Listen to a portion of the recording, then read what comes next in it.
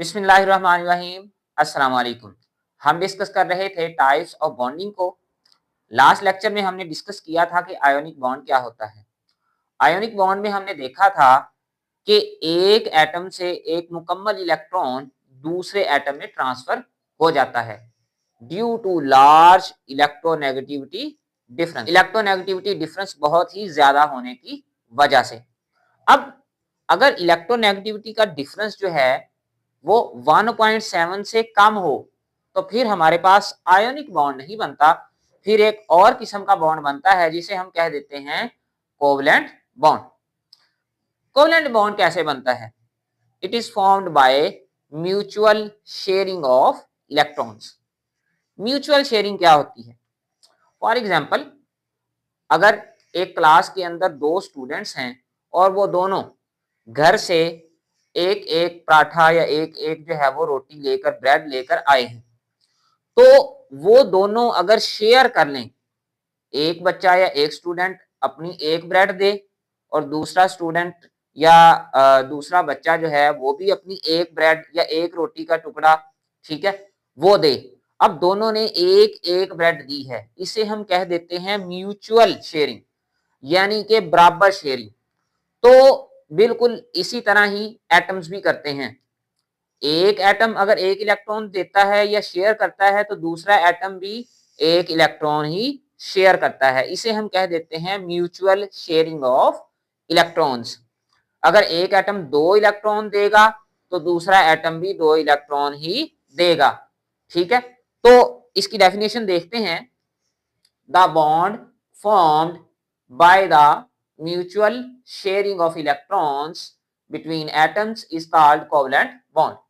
तो ये एक ऐसा बॉन्ड है जो म्यूचुअल शेयरिंग ऑफ इलेक्ट्रॉन से बनता है, बराबर शेयरिंग ऑफ इलेक्ट्रॉन से बनता है बिटवीन एटम्स।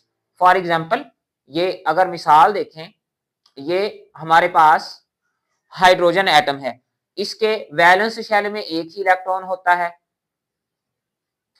और ये दूसरा हाइड्रोजन एटम, इसके भी वैलेंस शेल में एक ही इलेक्ट्रॉन। तो इस वाले हाइड्रोजन ने भी अपना इलेक्ट्रॉन शेयर किया, इस वाले हाइड्रोजन ने भी अपना इलेक्ट्रॉन शेयर किया, तो इनके दरमियान एक बॉन्ड बन गया, एक सिंगल कोवलेंट बॉन्ड बन गया, जिसे हम कह देते हैं कोवलेंट बॉन्ड। अब ये जो बॉन्ड है, ये इसके अंदर जो दो इलेक्ट्रॉन हैं ये इस हाइड्रोजन के भी हैं, यानी कि इसका डुप्लेट भी कंप्लीट हो गया, और ये वाले इलेक्ट्रॉन इस हाइड्रोजन के भी हैं, तो ये दोनों ने अब शेयर किए हुए हैं। तो इसी वजह से जो sharing of, mutual sharing of electron से बॉन्ड बनता है, उसे हम कह देते हैं कोवलेंट बॉन्ड।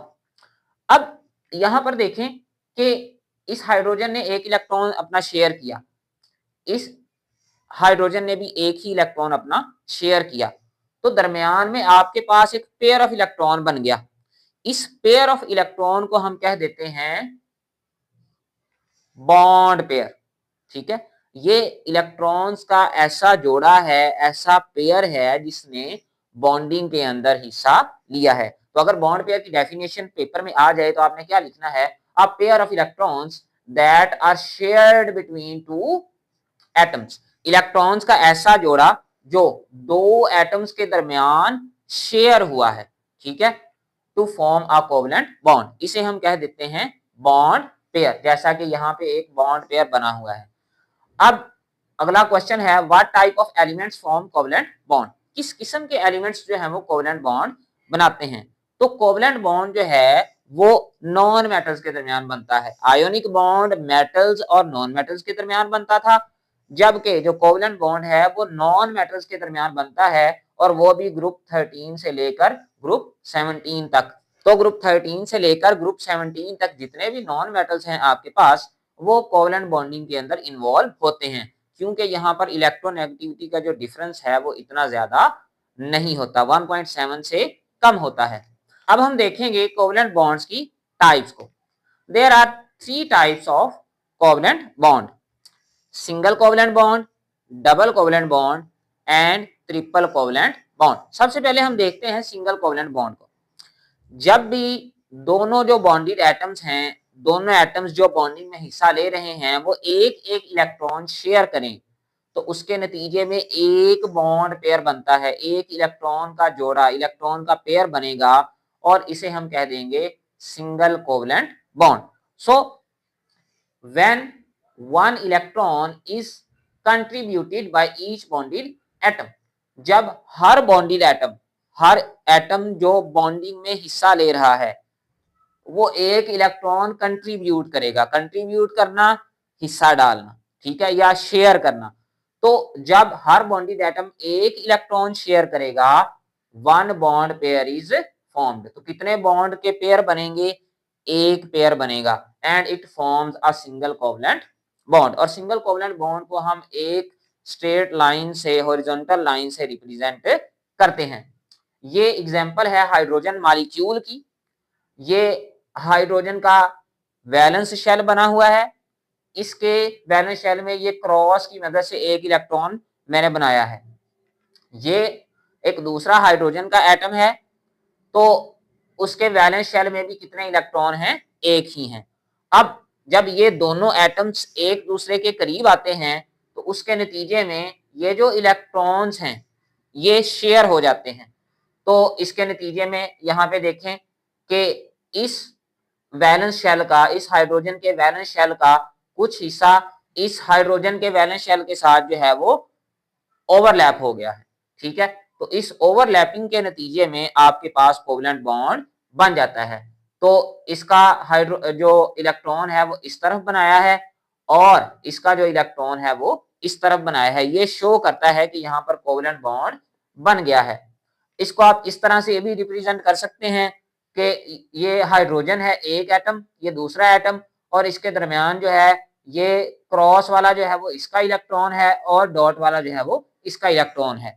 इसके अलावा एक लाइन भी आप लगा सकते हैं दोनों हाइड्रोजन एटम्स के दरमियान। तो किसी भी तरीके से आप सिंगल कोवलेंट बॉन्ड को रिप्रेजेंट कर सकते हैं। सेकंड एग्जांपल है हमारे पास क्लोरीन मॉलिक्यूल की। क्लोरीन का ये जो वैलेंस शेल है, जो आखिरी शेल है, इसके पास 7 इलेक्ट्रॉन होते हैं। तो मैंने बनाए हैं ये 7 क्रॉस लगाए हैं, 2 ऊपर, 2 नीचे और 2 पीछे और एक सामने। क्योंकि क्लोरीन ने सिंगल कोवलेंट बॉन्ड बनाना है तो सामने इसी वजह से एक ही इलेक्ट्रॉन बनाया है मैंने। इसी तरह इस क्लोरीन के भी 7 इलेक्ट्रॉन हैं। तो जब ये दोनों एटम्स एक दूसरे के करीब आएंगे तो क्या होगा, इसका जो वैलेंस ऑर्बिटल है, ठीक है, वो इसके वैलेंस ऑर्बिटल या वैलेंस शेल के साथ ओवरलैप कर जाएगा और जिसके नतीजे में यहाँ पर आपके पास जो है वो एक बॉन्ड पेयर बन जाएगा या एक सिंगल कोवलेंट बॉन्ड बन जाएगा। और लास्ट लेक्चर में मैंने ये भी आपको बताया था that a bond is nothing but a pair of electron. एक बॉन्ड इसके अलावा कुछ नहीं है सवाए इलेक्ट्रॉन के एक पेयर के, एक जोड़े के। तो आप इसको इस तरह से भी रिप्रेजेंट कर सकते हैं। ये दरमियान में मैंने शेयर्ड पेयर ऑफ इलेक्ट्रॉन बना दिया है, ठीक है, ऐसा इलेक्ट्रॉन का पेयर जो शेयर हुआ है, या इसको एक लाइन की मदद से भी रिप्रेजेंट कर सकते हैं। बाकी इलेक्ट्रॉन जो है आप वैसे ही बना सकते हैं, अगर आप ना भी बनाना चाहें तो कोई इशू नहीं है। अब हम देखते हैं double covalent bond. When 2 electrons are contributed by each bonded atom, 2 bond pairs are formed. जब हर बॉन्डेड एटम, बॉन्डिंग में हिस्सा लेने वाला हर एटम 2-2 इलेक्ट्रॉन कंट्रीब्यूट करे, 2-2 इलेक्ट्रॉन्स का हिस्सा डाले, तो हमारे पास कितने बॉन्ड्स के पेयर बनेंगे? 2 पेयर बनेंगे, ठीक है। यानी कि 2 इलेक्ट्रॉन इस एटम से आएंगे, 2 इलेक्ट्रॉन इस एटम से आएंगे, तो टोटल पेयर कितने बन जाएंगे? 2। तो मैंने यहाँ पे एग्जांपल लिखी है ऑक्सीजन की। ये जो ऑक्सीजन है इसके वैलेंस शेल में 6 इलेक्ट्रॉन होते हैं, आखिरी शेल में 6 इलेक्ट्रॉन हैं। 2 मैंने ऊपर बनाए हैं, 2 नीचे बनाए हैं और 2 सामने बनाए हैं। इसी तरह ही इस वाले ऑक्सीजन एटम के भी 6 हैं। अब आपने सामने 2-2 बनाने हैं, वो इस वजह से क्योंकि अब हमने डबल कोवलेंट बॉन्ड बनाना है, 2 बॉन्ड पेयर बनाने हैं। तो जब ये एटम्स एक दूसरे के करीब आएंगे, इसका वैलेंस शेल और इसका वैलेंस शेल आपस में ओवरलैप कर जाएंगे और आपके पास 2 बॉन्ड्स के पेयर बन जाएंगे। तो आपने इसके इलेक्ट्रॉन इस तरफ बनाने हैं और इसके इलेक्ट्रॉन इस तरफ बनाने हैं, ठीक है। तो 2 बॉन्ड पेयर बन गए या डबल कोवलेंट बॉन्ड बन गया। इसी तरह ही आप इसको इस तरह से भी रिप्रेजेंट कर सकते हैं, दरमियान में 2 बॉन्ड्स के पेयर बना दें, ठीक है, बाकी इलेक्ट्रॉन वैसे ही बना दें। आप इन इलेक्ट्रॉन्स को इधर की बजाय इधर भी बना सकते हैं, कोई इशू नहीं है। या इस तरह से भी रिप्रेजेंट कर सकते हैं। बाकी इलेक्ट्रॉन आप वैसे ही बना दें और दरमियान में जो है वो डबल लाइन लगा दें। डबल लाइन जो है डबल कोवेलेंट बॉन्ड को रिप्रेजेंट करती है। अब हम देखते हैं कि ट्रिपल कोवेलेंट बॉन्ड क्या होता है। ट्रिपल कोवेलेंट बॉन्ड इसको हम 3 स्ट्रेट लाइन से या हॉरिजॉन्टल लाइन से जो है वो रिप्रेजेंट करते हैं। When each bonded atom contributes 3 electrons, जब हर बॉन्डेड एटम, हर बॉन्डिंग में हिस्सा लेने वाला एटम 3-3 इलेक्ट्रॉन कंट्रीब्यूट करे, 3-3 इलेक्ट्रॉन्स का हिस्सा डाले, तो आपके पास ट्रिपल कोवेलेंट बॉन्ड बनेगा। तो ट्रिपल कोवेलेंट बॉन्ड जो है इसको 3 लाइनों से रिप्रेजेंट करते हैं। जैसा कि मैंने पहले बताया, हमारी बुक के अंदर जो एग्जांपल दी गई है वो नाइट्रोजन की है। नाइट्रोजन के वैलेंस शेल में टोटल 5 इलेक्ट्रॉन हैं, ठीक है। 3 यहाँ पे बना दिए हैं मैंने सामने, क्योंकि 3 बॉन्ड बनने हैं, और 2 ऊपर बना दिए। इसी तरह ही इस वाले नाइट्रोजन के भी 5 ही आपके पास इलेक्ट्रॉन है, 3 यहाँ पे और 2 यहाँ पे। जब ये एटम्स एक दूसरे के करीब आएंगे तो इनके जो वैलेंस शेल हैं वो ओवरलैप कर जाएंगे, और जिसके नतीजे में आपके पास जो है 3 बॉन्ड्स पेयर बनेंगे, यानी कि 3 जो है वो कोवेलेंट बॉन्ड बन जाएंगे, या ट्रिपल कोवेलेंट बॉन्ड भी हम इसे कह सकते हैं। तो ये देखें, इसको आप इस तरह से भी रिप्रेजेंट कर सकते हैं, दरमियान में 3 लाइनर लगा दें, या इस तरह से भी रिप्रेजेंट कर सकते हैं। तीनों तरीकों से इसे रिप्रेजेंट किया जा सकता है। अब यहाँ पे मैं लास्ट पॉइंट डिस्कस करने जा रहा हूं।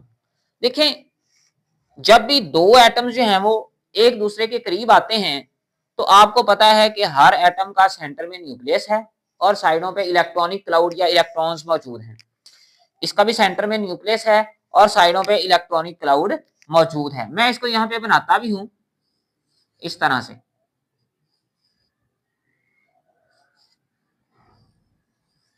ये इसके इलेक्ट्रॉन हैं और ये इसके इलेक्ट्रॉन हैं।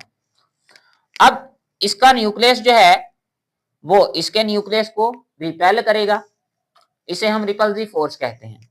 इसके इलेक्ट्रॉन को रिपेल करेंगे। बट अट्रैक्टिव फोर्सेस भी हैं, वो कौन सी? इसका न्यूक्लियस इसके इलेक्ट्रॉन को अट्रैक्ट करेगा और इस एटम का न्यूक्लियस इस एटम के इलेक्ट्रॉन्स को अपनी तरफ क्या करेगा? अट्रैक्ट। अब ऐसा होता है कि दोनों एटम्स एक दूसरे से एक ऐसे स्पेसिफिक, ऐसे खास फासले पर आ जाते हैं कि अट्रैक्टिव फोर्सेस जो हैं वो डोमिनेट कर जाती हैं, यानी कि इसका न्यूक्लियस इसके इलेक्ट्रॉन्स को ज्यादा अट्रैक्ट करता है और इसका न्यूक्लियस इसके इलेक्ट्रॉन्स को ज्यादा अट्रैक्ट करता है, जिसके नतीजे में ओवरऑल जो मॉलिक्यूल है उसकी एनर्जी क्या हो जाती है? डिक्रीज हो जाती है, और आपके पास एक स्टेबल मॉलिक्यूल बन जाता है। तो इस तरह से एनर्जी जो है वो एटम की क्या होती है? डिक्रीज, और कोवेलेंट बॉन्ड बनता है। So that was all about today's lecture. अगर आपको वीडियो पसंद आई तो चैनल को सब्सक्राइब और वीडियो को लाइक जरूर कीजिएगा। For today, thank you very much.